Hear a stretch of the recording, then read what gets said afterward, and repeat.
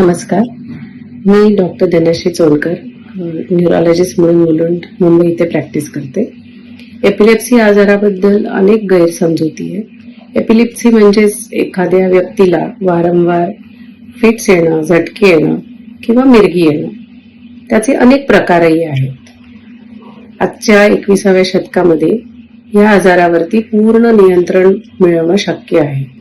आपल्या आजूबाजूला जर का अशा कोणी व्यक्ती असतील तर त्यांना त्याबद्दल सजग करा, जागरूक करा की कुठलंही भूत, पिशाच किंवा अशा प्रकारचा हा आजार नाहीये. अशा प्रकारच्या अंधश्रद्धेला बळी पडू नका आणि त्याची पूर्ण ट्रीटमेंट पॉसिबल आहे. त्याच्यावर कंट्रोल मिळवणं शक्य आहे आणि अनेकदा त्याच्यापासून मुक्त होणंही शक्य आहे. धन्यवाद. एपिलेप्सी हा एक न्यूरोलॉजिकल विकार आहे ज्यामध्ये वारंवार फिट्स येतात. कोणाला तरी फिट्स येताना पाहणे धक्कादायक असू शकते, पण योग्य पावले समजून घेणे त्यांच्या सुरक्षिततेसाठी महत्त्वाचे ठरते. या व्हिडिओद्वारे तुम्ही परिस्थिती व्यवस्थित हाताळण्याच्या योग्य पद्धती शिकाल. मिरगीचा झटका ही एक अशी समस्या आहे ज्यामध्ये रुग्णाला अचानक आणि वारंवार अनियंत्रित फिट्सचे झटके येतात. हा त्रास मेंदूतील विद्युत अवरोधामुळे होतो. तुमचं प्राथमिक उद्दिष्ट म्हणजे त्या व्यक्तीला इजा होण्यापासून वाचवणे. जर ती व्यक्ती उभी किंवा बसलेली असेल तर तिला हळूवारपणे जमिनीवर पडून राहण्यास मदत करा. फिट्स आलेले असताना त्या व्यक्तीला कोणत्याही कठोर किंवा धारदार वस्तूंपासून दूर ठेवा जेणेकरून तिला इजा होणार नाही. जमिनीवर पहुडल्यानंतर जमिनीवर आदरू नये म्हणून त्यांच्या डोक्याखाली उशी किंवा दुमडलेला जॅकेट यांसारखी मऊ आणि सपाट वस्तू ठेवा. फिट्स थांबत नसल्यास शक्य असल्यास त्या व्यक्तीला कुशीकडे वळवा. यामुळे त्यांची श्वसननलिका मोकळी राहते आणि लाळ किंवा उलटी सहज बाहेर पडते.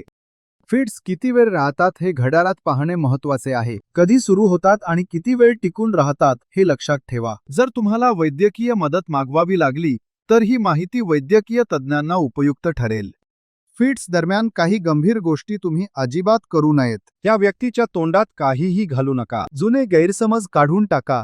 यामुळे त्यांच्या दातांना किंवा जबड्याला इजा होऊ शकते आणि श्वसन नलिकेत अडथळा येऊ शकतो. तसेच त्यांच्या हालचाली रोखण्याचा प्रयत्न करू नका. फिट्स नैसर्गिकरित्या होऊ द्या, पण त्यांना धोकादायक वस्तूंपासून दूर ठेवा.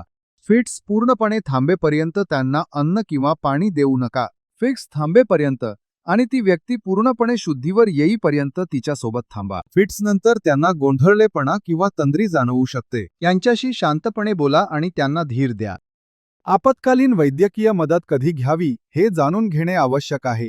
जर फिट्स 5 मिनिटांपेक्षा जास्त वेळ राहिले, जर त्या व्यक्तीला सतत फिट्स येत असतील आणि मध्ये शुद्धीवर येत नसतील, जर फिट्स दरम्यान इजा झाली असेल, जर फिट्स नंतर श्वास घेण्यास त्रास होत असेल किंवा त्यांना पहिल्यांदाच फिट्स आली असेल तर त्वरित वैद्यकीय मदत घ्या. या सोप्या पद्धती समजून घेतल्यास तुम्ही मिरगीचा झटका येणाऱ्या व्यक्तीला चांगला आधार देऊ शकता. माहिती मिळवत राहा आणि लक्षात ठेवा की तुम्ही शांत आणि योग्य पद्धतीने केलेल्या कृतींमुळे खूप मोठा फरक पडू शकतो.